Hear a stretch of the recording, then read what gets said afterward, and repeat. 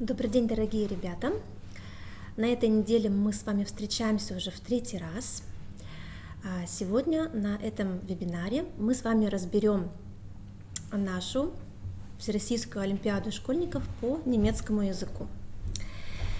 Итак, в первый конкурсный день мы с вами встречались на письменном туре, где у нас было 5 конкурсов. Это лексико-грамматический тест, страноведение, чтение, аудирование и письмо. Вы видите на слайде у себя. За лексико-грамматический тест вы могли получить максимум 20 баллов, за страноведение максимум также 20 баллов, за чтение также 20 баллов, аудирование 15 баллов и письмо 20 баллов. И таким образом вкупе за письменный тур вы могли набрать 95 баллов. Во второй конкурсный день у нас был с вами устный тур, презентация ток-шоу в мини-группах, и вы здесь могли набрать максимум 25 баллов. То есть общее количество по всей Олимпиаде составляет 120 баллов. Сейчас мы с вами разберем каждый конкурс отдельно.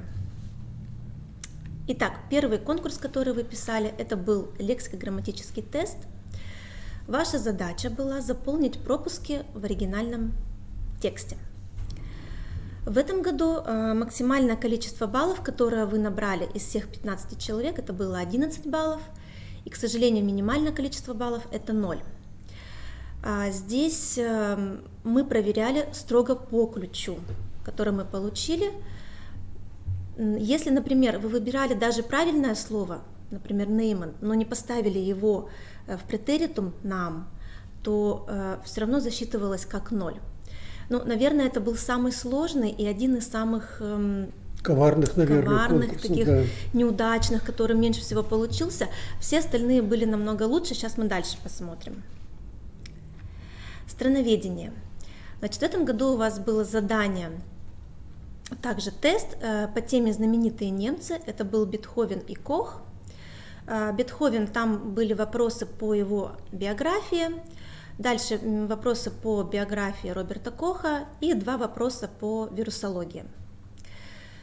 Из максимального количества из 20 баллов максимально вы набрали 15 и минимально 4.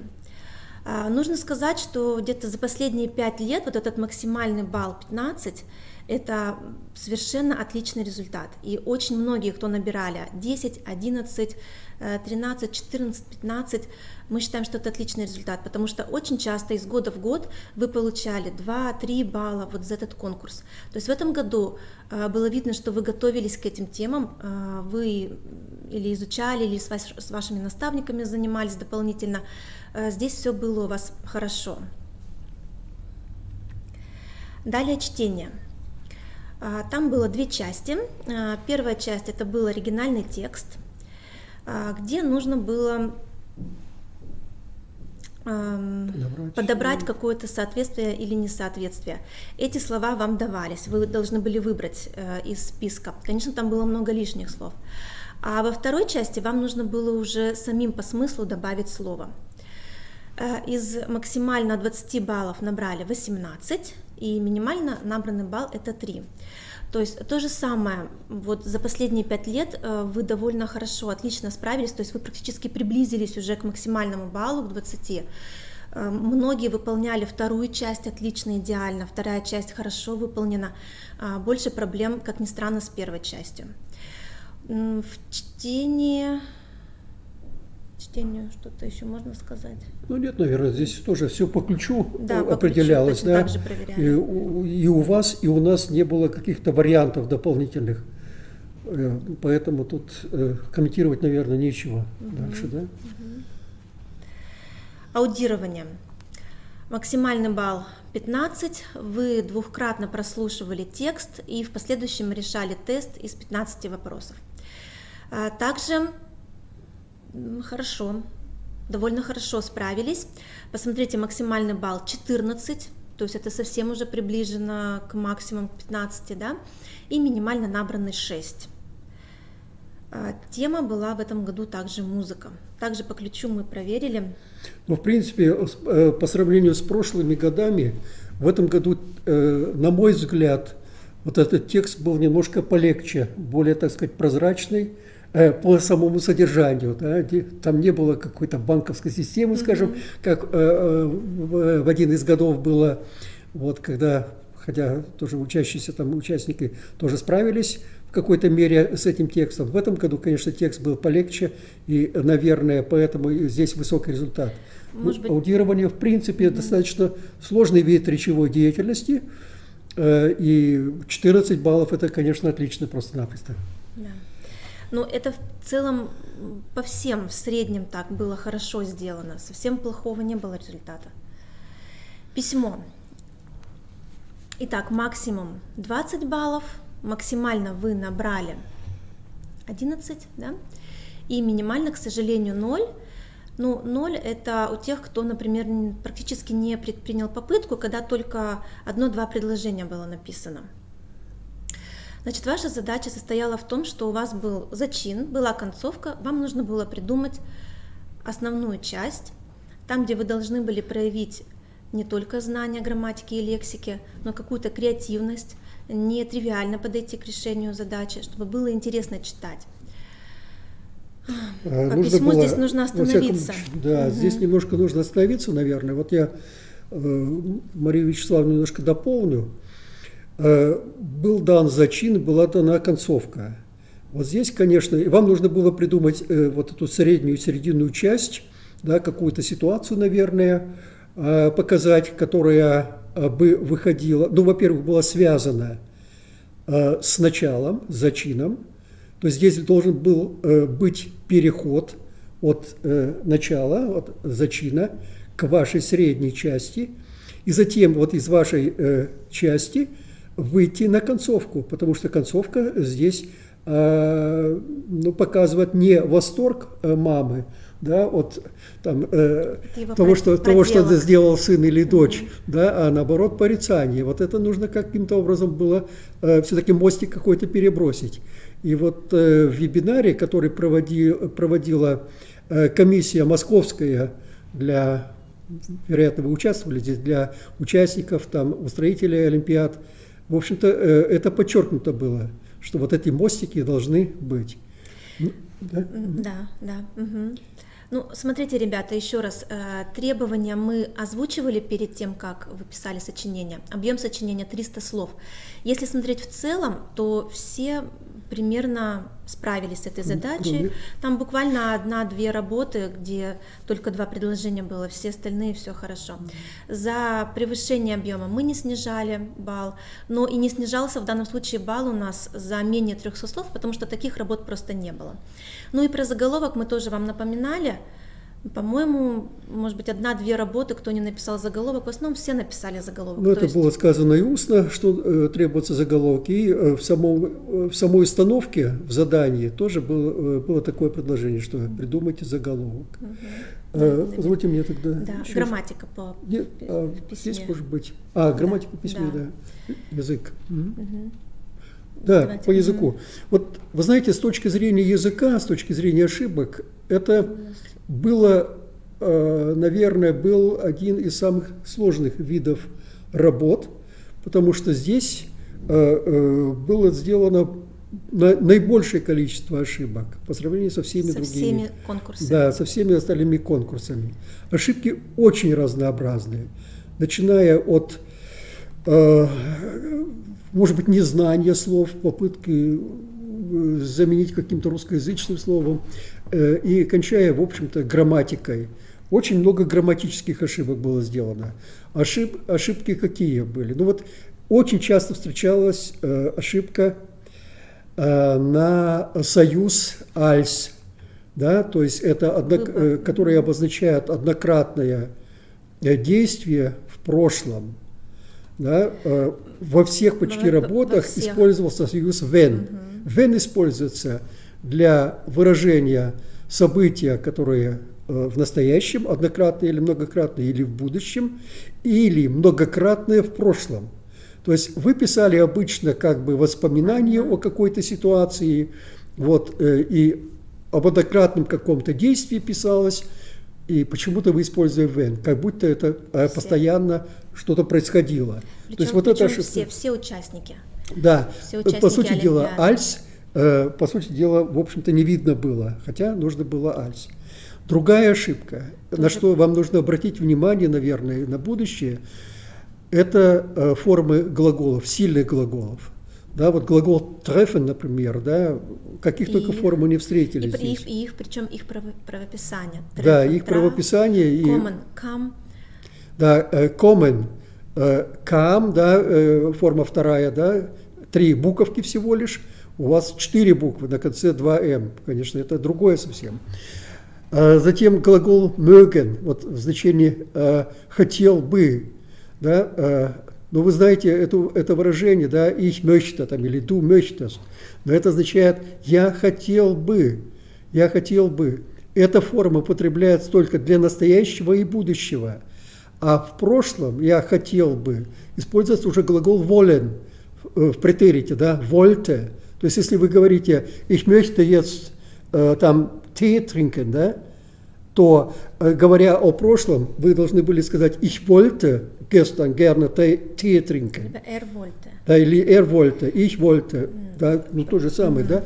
Вот «möchte» – это форма только для настоящего и будущего. Для настоящего и будущего. Вежливая причем форма. Вот никаких форм прошлого в данном случае от данной формы не образуется. Теперь еще, наверное... Да. Еще, значит, вы писали здесь о 1 апреля, да, когда люди шутят друг над другом. Вот, шутка по-немецки, в немецком языке русскому слову «шутка» соответствует 2 слова. Это, во-первых, der Witz, кстати, мужского рода, так, и der Scherz. Der Witz – это смешной рассказ, шутка в значении рассказ. А шерц – это вот все остальное, то, что вот происходит, да, что-то, это какой-то поступок, да, вот, ну и в том числе и какой-то рассказ, тоже шерце, да, Маха, но скорее всего это больше поступок. Так вот вам нужно было все-таки выбирать слово шерц, то есть это апрель-шерц.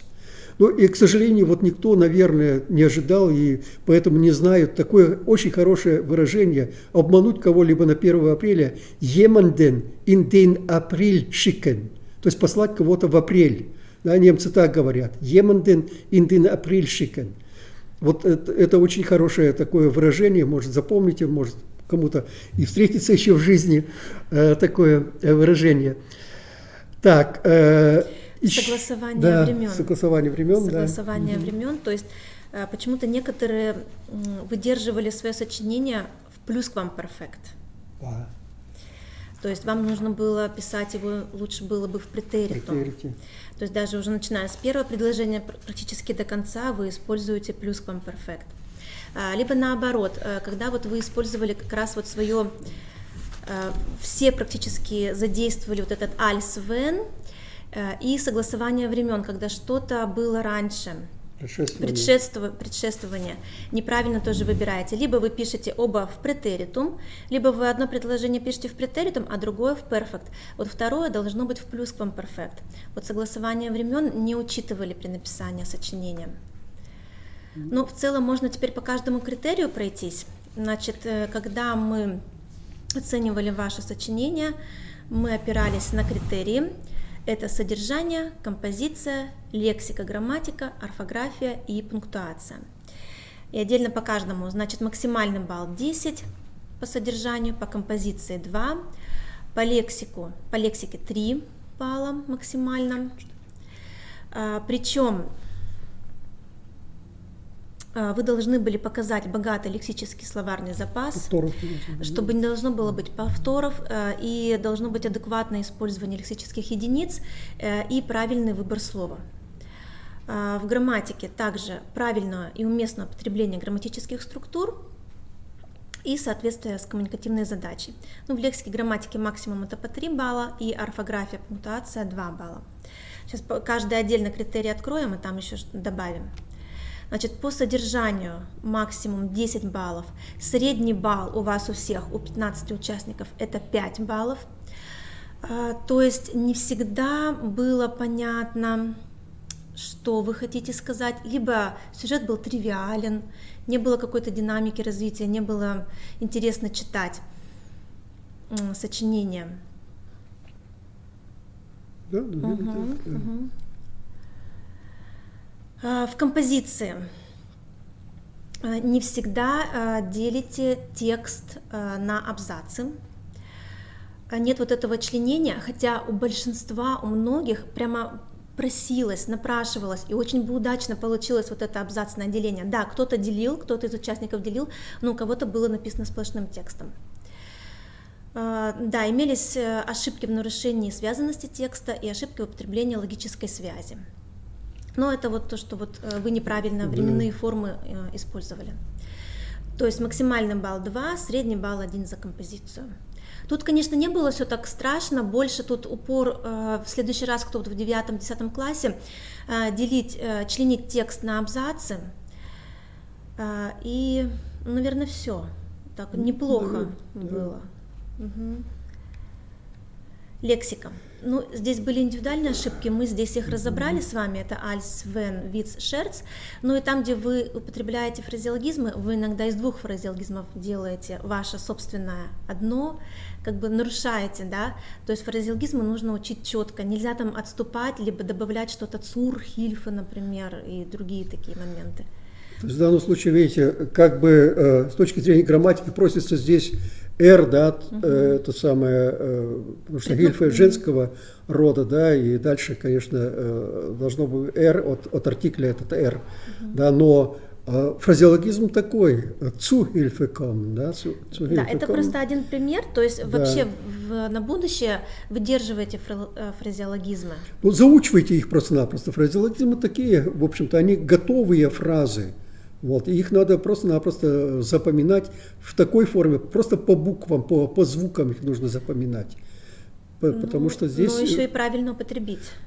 Ну, в правильном правильно употребить, это понятно, да. Контексте. Потому что, видите, они зачастую не подчиняются каким-то грамматическим правилам. Да? Вот, например, я вспоминаю сейчас интересно такое явление, например, «die Nacht». Да, этого не было у вас, но вот мне вспомнил. «Die Nacht», да, пример такой, женский род.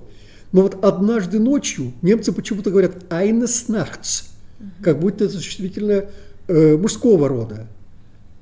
Вот такое устойчивое выражение, и тут ничего не попишешь, и никакая грамматика здесь не объясняет. Вот так сложилось в языке. Исторически. Да, исторически такая языковая традиция. И все. То есть это нужно запоминать, это нужно заучивать. Вот эти фразеологизмы, эти кусочки. Значит, по лексике мы уже сказали максимум 3 балла. Средний балл по лексике у вас, у всех участников, 1 балл. То есть от 0 до 2, Да, кстати. Да. Да. Грамматика. В грамматике, конечно, максимальное количество ошибок. Здесь бывает 15 и более, и даже совсем много. Иногда даже, да, бывает, что трудно прочитать, понять, о чем речь. Все обычно тривиально. Это склонение имен существительных, склонение имен прилагательных. То есть, если вы изначально взяли существительное и неправильно используете артикль, то вы его и склоняете неверно в вашем тексте. Образование множественного числа, форма образования глаголов, выбор временных форм глаголов, управление глаголов, мы еще про него скажем позже, выбор падежа с предлогом и выбор артикля у имен существительных, и также порядок слов в придаточном предложении после das, weil. Вот особенно это, Да. вот это очень часто встречающаяся ошибка в ваших работах. Вот после das, после weil, хотя weil было меньше, das очень часто Да. было, и везде вот эта форма. И еще в придаточных, которые представляют собой косвенный вопрос, то есть не прямой вопрос, да, я знаю, что он сказал, да, что он сказал, это прямой вопрос, was sagte er, да, или was hat er gesagt, да, а ich weiß, was er sagte, или was er gesagt hat, да, здесь вот уже не прямой вопрос. То есть отличие, да, от придаточного предложения от прямого вопроса. То есть здесь порядок слов меняется. Это придаточное предложение. И вот зачастую вот такие вещи у вас встречались. Это ошибка. Она может быть такая, ну, не затрудняет понимание, да, но тем не менее это ошибка, и она считается, она снижает балл общий. В целом у всех 15 участников очень много грамматических ошибок. Причем мы хотим сказать и подчеркнуть отдельно, что именно в письме это было. Вот в устной речи было все намного чище в этом году именно. Хотя в письме вы работаете индивидуально, не в команде. У вас есть достаточно времени все это продумать, проверить. То есть нужно лучше учить артикль у существительных, чтобы правильно его потом склонять. Ну, соответственно, правильно прилагательное склонять. Управление глаголов лучше учить. И сами формы глаголов, когда вы их употребляете, потом неверно. Средний балл здесь 0. 0, наверное, у всех, потому что у всех очень много ошибок. Более 10 это точно, может быть, у кого-то у одного 10, это ну, на минимум 15. То есть уже если больше 8 ошибок по критериям, то уже считается, что это 0 баллов по критерию грамматика. Орфография и пунктуация. Здесь в целом все было неплохо. Отдельно, например, по людям, да, если человек в целом допускает много орфографических ошибок, то у него это во всей работе. Если не допускает участник, то вообще нету орфографических ошибок. Ниманд, например, да, ие. Были какие-то вообще совершенно опечатки, Шнель с одной «л» писали. Смотрите, в том году обращали ваше внимание, еще раз тоже к вашим наставникам, вот эти модальные слова, которые у нас являются вводными словами в русском языке. Возможно. Наверное, да. Наверное, безусловно. Вот такого рода, да, vielleicht, bestimmt. Их нельзя, не нужно выделять запятой в немецком языке. Никогда их не выделяйте запятыми. Некоторые даже с двух сторон выделяют это слово запятыми. В русском языке это вводное слово, да, оно как бы... Оно по правилам русского языка выделяется запятой. Выделяется. В немецком языке это член предложения. Да, модальное обстоятельство. Вот оно является членом предложения. Поэтому оно может стоять и на первом месте, да, в простом предложении повествовательном. Vielleicht да. habe ich. Vielleicht habe ich, да. И так далее. Bestimmt habe ich das und das. Да, вот это обстоятельство, в общем-то, запомните на всю жизнь.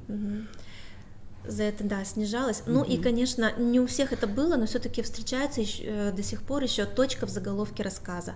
Ее ставить не нужно, тоже считается орфографической пунктуационной ошибкой. Ну, средний балл из 2 здесь 1. Еще вот здесь я по поводу точки в заголовке. Да, ну, наверное, кто-то изучает английский язык, там, по-моему, точка вроде как и ставится в заголовке. И в русском. Да, и в русском языке тоже, да, ставится. Да. Вот я не очень в курсе, уже давно закончил школу. Вот, но тем не менее, значит, в немецком языке точка, конечно, не ставится. Вот. И по поводу еще уже вот по письму чувствуется, что некоторые из вас изучали или изучают английский язык, потому что встречаются формы какие-то больше англо-немецкоязычные. Ну, второй язык, наверное, да, немецкий. второй язык, видимо, да. В общем-то, смотрите, чтобы не было вот такой интерференции, то есть негативного влияния одного языка на другой. Да, это касается сейчас, если вы будете что-то в английском языке выполнять, чтобы не было влияния немецкого языка на английский язык. В общем, здесь обращайте внимание, хотя языки очень близки друг к другу. Например, кто-то там писал в сочинении о том, что герой там соли насыпал, куда-то там вместо слова «зальц», да, пишет «зальт» да, или «солт», да, английское, конечно. По-немецки «зальцig», да, по-немецки пишется там «салтич», да, вот, если по-немецки прочитать это дело. То есть явно здесь английский вариант. Обращайте на это внимание, потому что все больше и больше школьников изучают два языка параллельно. Это здорово, да, знать два языка, но вот надо избежать вот этой интерференции. Ну, в целом по письму содержание композиции все хорошо. В целом, если в среднем говорить, тут у нас нету претензий, то есть еще раз это грамматика. Вот там вот было максимальное снижение балла. Дальше устная речь. Максимальным баллом 25. Максимально, который вы набрали, это был 24, минимально 8. Обратите внимание, те ребята потом, когда вы посмотрите в ваших личных кабинетах, те участники, которые набрали за устную речь 24 или 23, вот этих участников мы особенно хотим выделить, это были самые лучшие. Значит, ваша задача в устной речи была следующая. Мы разбили с вами на мини-группы, и вам нужно было по определенной теме подготовить ток-шоу. Значит, ваша презентация, ваше ток-шоу должно было длиться приблизительно 10-12 минут. Справились. Вы с этим справились, здесь все отлично. Вы должны были выбрать себе роли, вы отлично разбились на роли, тут все было хорошо. Роли вы не меняли, все было в порядке. Не во всех в целом, да, роль ведущего нельзя было менять, никто не менял, все вы это соблюдали. Так, все члены группы должны были высказываться в равном объеме. Не совсем во всех группах это было, не совсем во всех группах это присутствовало. Да, были группы, где все в равном объеме высказывались, но в некоторых мало говорили ребята, мало высказывались. Отдельные ребята, да? Отдельные, да, совсем немного таких было, не поддерживали, например, ведущего, либо другого своего коллегу. Смотрите, критерии оценивания таковы, мы тоже это вам говорили, что оценивается, как вы индивидуально работаете и как вы работаете в группе, в вашей команде, вот на этом ток-шоу. Сейчас, если там будет, вот еще раз, содержание и работа в команде, вот эти две позиции, этих два критерия, это оценивается в целом работа вашей группы. А дальше? Сейчас, секунду, можно это самое? Работа в команде, я хотел бы остановиться на этом еще. Работа в команде предполагает, значит, не такой режим, что ведущий задает вопросы каждому из участников, или каждый из участников высказывается по теме и, так сказать, в рамках своей роли. А здесь должно было быть взаимодействие. Нужно поспорить со своим там соседом, например, да, с участником. Возразить. Можно было повторить его тезис и оспорить его, или согласиться, повторив его тезис. То есть нужно было взаимодействовать, как вот участнику взаимодействовать в этом ток-шоу, а не ждать, пока ведущий вас спросит. Здесь вот нужно было, ну, у вас получалось частично, что кто-то выступал против какой-то точки зрения, но здесь не было вот этой связи между собой, участников именно. Да, с ведущим все нормально было, как правило. Все да? ведущие отлично выступили. Вот все, кто ведущие, да, все были прекрасные, очень нам понравились. Смотрите, вот если тоже смотреть вот так вот в диахронии за последние 5 лет, то это, наверное, тоже были одни из лучших устных ответов. Это было гораздо лучше, чем раньше. Вот в том году, например, грамматика очень резала слух. В этом году, да, на письме совсем слабо, а здесь в устной речи такого не было. Было очень приятно вас слушать. Вот, и мы хотим отметить, что вот именно работа в команде в этом году вам особенно хорошо удалась. На самом деле, вот сейчас вот мы говорим вот на эти вот как бы недостатки, Валентин Сергеевич говорит, для того, чтобы вы в следующий раз лучше вот это вот обратили на это внимание, когда будете готовиться в следующий раз к этому ток-шоу, особенно кто вот 9-10 класс, да, второй раз потом придете, нужно немножко по-другому, да, строить вот эту работу в команде, хотя в целом она намного лучше была, и в целом она удалась.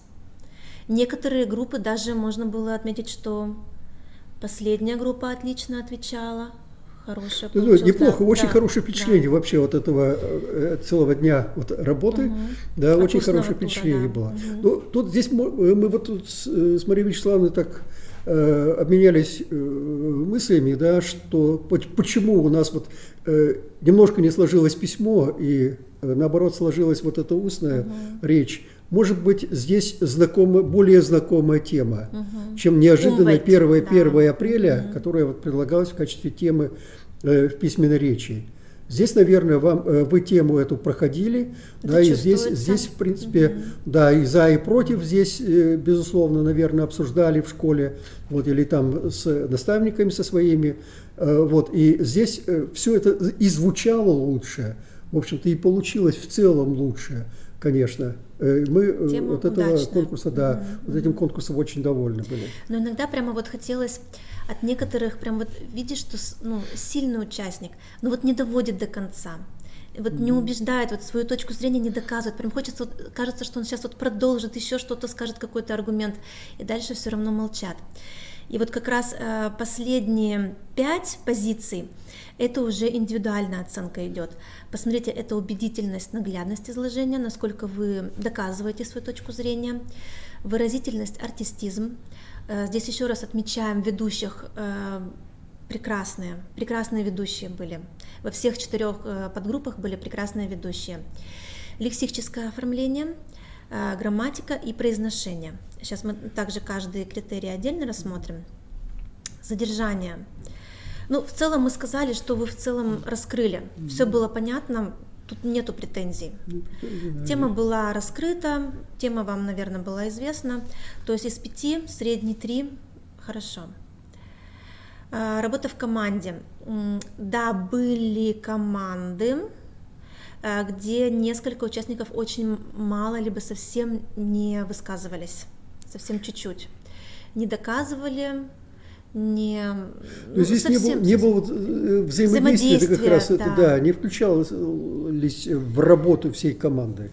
Вот да. это, конечно. То есть, например, 3 работают, а 4 как бы выпадает, не участвует, не подключается. То есть это даже когда в процессе подготовки к ток-шоу вы это тоже в будущем учитываете. Вот, но интересно, вот стоит плюс такой отметить, что главным образом ведущий, да, как-то вытягивать такого участника, да. пытается вот его через вопросы, через какие-то все-таки побудить к высказыванию. Вот это здорово, конечно, было. Да. Ну там у ведущих, да, была хорошая такая позиция, у них была возможность больше использовать различные клише, и они, да, пользовались этим моментом, ведущие. Поэтому ведущие отлично все. Значит, здесь из работы в команде из 5 3 тоже. Это не у всех, это сейчас то же самое, мы повторяемся. То есть иногда, особенно те, которые были, конечно, за Умвельтшутц, они, возможно, были в более выгодном положении, они приводили много-много аргументов. Те, которые были против, все равно можно было придумать. Совсем, вот просто я против. Нужно было дальше доказать, привести примеры, еще дальше, почему вы против. Самый такой, наверное, серьезный аргумент, вот в данном случае, это все-таки наш прогресс так или иначе портит нашу окружающую среду. То есть что мы должны? Отказаться от прогресса? Да, вот это какая-то главная-то идея. Да? Но не дотянули ее. Да, либо сложно вам было, конечно, на языке это высказать. Начинаете называть аргументы и останавливаетесь. А те, кто за, они вас как бы покрывают, они вас перекрывают, они очень-очень-очень много приводят. И вы ни один из этих аргументов как бы не опровергаете, не приводите свое доказательство, свою точку зрения, почему это не так. Или могло было быть не так. Ну, средний балл, тем не менее, 2 из 3. Да. То есть тут, в целом-то все равно было все хорошо, неплохо, да. Выразительность, артистизм. Очень старались в этом году, прямо некоторые очень сильно так... Даже переусердствовали некоторые, да? Да. Как примерно Владимир Вольфович Жириновский почти там кто-то среагировал на присутствие нам аргументов. это понравилось, да, мы это высоко оценили. Тоже несколько человек, буквально несколько участников, те, кто не использовали жесты, мимику, это совсем немного, парочку людей. Поэтому из 3 2. Лексическое оформление. Но здесь, наверное, можно сказать так, что вот я уже, то есть об этом много так говорил, что, наверное, тема была все-таки, да, более-менее знакомой. Да, лексика неплохая была, достаточно, конечно, и современная в том числе была лексика. Чувствуется, что вы занимались этой темой. Да, но вот опять же не все, здесь были и такие, да? Единицы да, тоже, единицы здесь, конечно. Кто никак не продемонстрировал лексику. Либо некоторые такую роль, может быть, взяли неудачную, когда вообще совершенно не могли, то есть представляют свою роль, себя, но нет вообще совершенно темы Умвальд, она совершенно не звучит. До студиум, кто-то там учеником был, либо студентом, а Умвальд вообще не затрагивают. Ну вот в данном случае можно было просто-напросто перенести это все на себя, свою роль сыграть, да? самого себя или самую себя нужно было сыграть, да? А как вот я, что я против или за экологию, да, и почему? А что я делаю? Вот немцы предлагают там, я не знаю, там не использовать ванну, да, мыться под душем и так далее, и так далее. Ну, вот такие-то моменты можно было взять, да, как воду тратить, там, я не знаю, чем там стирать, там, еще что-то, вот, пластиковые пакеты сейчас проблема, вообще проблема мусора, вы знаете же, это на слуху у всех. Вот эти вот вещи можно было, безусловно, здесь вынести на обсуждение. Но, тем не менее, было неплохо, то же самое, из 3 2 балла, в отличие, допустим, от того же письма, когда там совсем низко. Грамматика только индивидуальный характер, и очень много было ошибок на управление глаголов. Вот это было основное у всех. Denken an должен быть. Даже sich interessieren. Даже sich interessieren было не für. Abhängen плюс von и так далее, и так далее. Все глаголы, которые требуют после себя употребления предлога плюс какого-то определенного падежа, выбор предлога был неверный. Вот эта вот основная ошибка была у всех. Но смотрите, тоже из 3 2 балла довольно-таки высоко. Поэтому многим удалось из 25 набрать, не многим, а часть людей, но там было и 18 баллов, то есть, да, 2 человека 24, 1 23, и потом дальше 20, 18 и так далее, то есть неплохо было. Это средний балл, да? Да, такого, да, но такое, что вот в том году, когда мы слушали устную речь, очень сильно резала слух, прямо грамматика очень сильно, особенно было Навальна, Дас и так далее, многие другие ошибки, то здесь такого не было вообще, было очень приятно слушать. А произношение... Здесь по-разному, наверное, это тоже индивидуально, тут да, очень сложно. В основном нормативно все понятно, да, о чем вы говорите. То есть мы всегда понимали вас, о чем Да, вы говорили, да? И не было нарушения да, коммуникации, не было, да, из 3 2, то есть многие максимальное получили. Так, ну еще, наверное, пару здесь слов. Пожеланий, каких-то рекомендаций? Вот одна из рекомендаций, значит, для роли ведущего, и вообще, вот, вы же будете принимать участие наверняка в каких-то других конкурсах, и на будущий год, наверняка, да, вот типа такого ток-шоу. Вот московский вебинар, который по результатам вот этой Олимпиады прошел по региональному этапу, ведущие там рекомендовали смотреть немецкие ток-шоу. Тем более они сейчас доступны в интернете. Кажется, что кто-то уже это делал. Вот, да, нет, ну вот тут было подчеркнуто, что в принципе у немцев нет ток-шоу, подобного вот нашему ток-шоу. Да. Там не обсуждаются вот такие проблемы, там в основном политические ток-шоу. Но тем не менее, нужно посмотреть на то, как ведут себя участники ток-шоу. Посмотреть, может быть, выписать с карандашиком в руках, с ручкой в руках, сидеть и выписать какие-то выражения. И вот заметно было у некоторых ведущих, что люди они смотрели такого рода ток-шоу, да, и обращенность речи правильная была, и приветствие тут правильное было. В общем-то, это самое вошли. Даже мимика и жесты. Да, очень хорошо. Вот посмотрите, пожалуйста, сами. Ток-шоу длятся, правда, конечно, там долговато, где-то час и все прочее, да? Но начало хотя бы посмотрите, парочку ток-шоу. Посмотрите, да, как это все проводится. Готовиться, да. Да. Это то, что касается устной речи. Ну, в целом все равно устная речь и письмо – это грамматика. То есть вот эта грамматика из года в год очень большой. Тонем в этих ошибках, тонем. Страноведение – это в основном выкладывается тема заранее. Каждый год у нас именно по немецкой олимпиаде 2 темы берутся. Дается литература, источники даются по этим темам, можно их посмотреть. По лексике, грамматике и по чтению здесь в основном тоже берутся фразеологизмы все-таки. И нужно правильно их, например, если Ernst nehmen, да, если Ernst, то nehmen, unter Druck setzen. То есть вот эти выражения вы уже, в принципе, в школе ведь изучаете, значит, должно быть unter. То есть у некоторых, например, было такое, что они берут nehmen, но не ставят в нам. Берут не unter, а unterm. Такой формы вообще нету. То есть уже все равно засчитывается как 0. Да.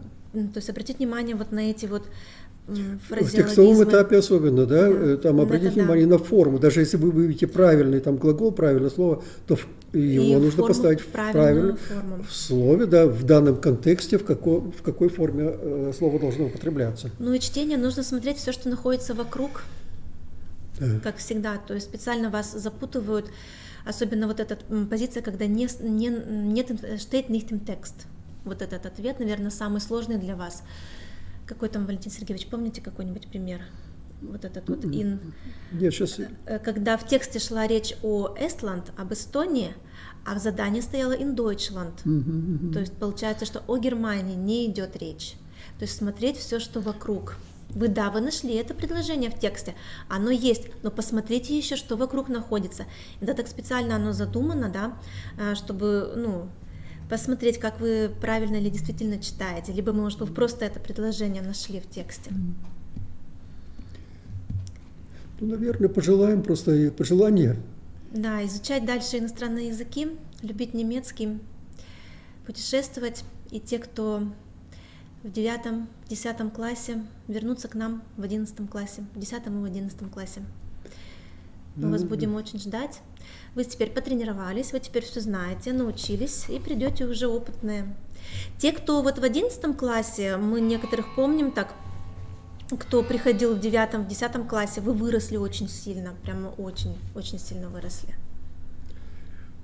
Да, успехов вам в школе по всем остальным предметам, не только по немецкому языку, но по немецкому языку в первую очередь, конечно. Да, мы ждем вас. Да. Не забывайте этот язык, используйте его.